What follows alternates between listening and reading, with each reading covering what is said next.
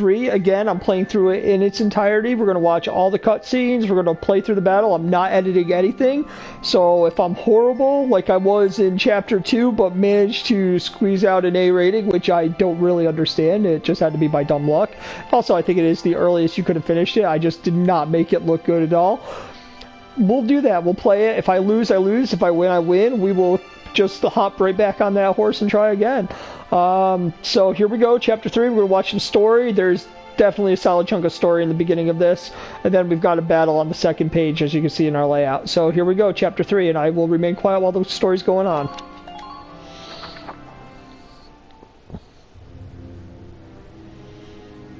In March of 1935, the Empire began its invasion across Gallia's eastern border.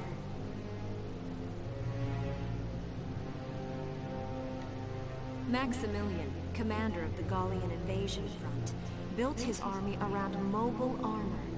Ghirlandaio and the other fortresses along the border fell to his tanks in quick succession. Bruhl's fall in under 2 hours was typical of villages in the Empire's path, and the road to the capital bore a steady flow of refugees. Randgries, Gallia's capital, a town secure and stable since ancient times. Within its walls stood the castle Randgries, and within its unicorn spire resided Cordelia, Gallia's princess.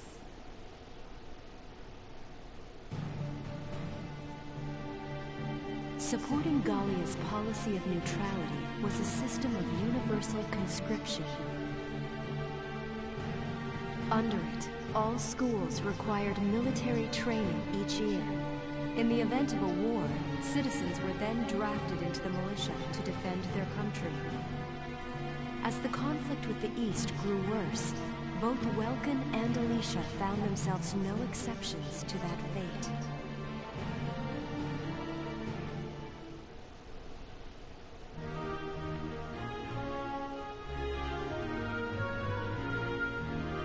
So these are my new digs.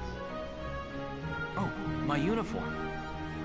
I should get changed before reporting in.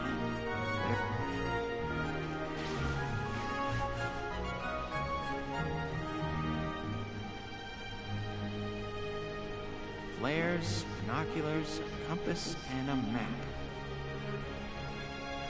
Everything you need for a nice hike. Or combat. Welkin? Can I come in? Sure, it's open. Oh, you're already changed too. Let's see. Not bad, not bad. You look good, actually. So, how about me? Do I look all right in this?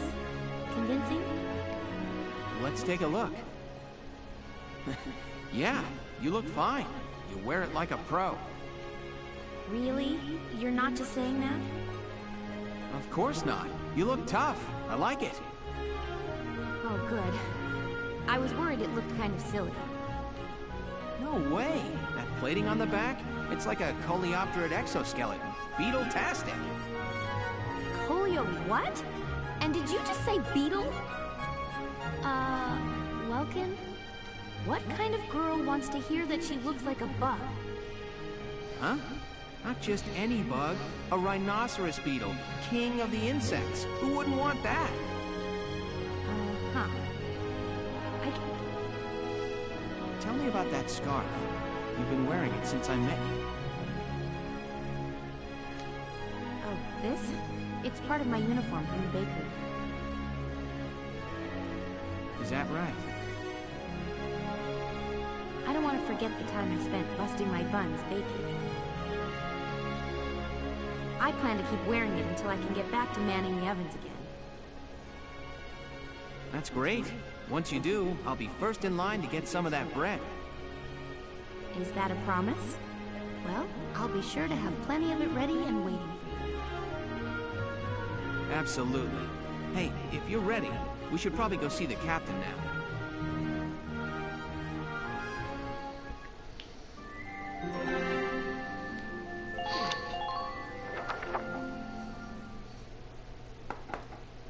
Come in. Excuse me, ma'am.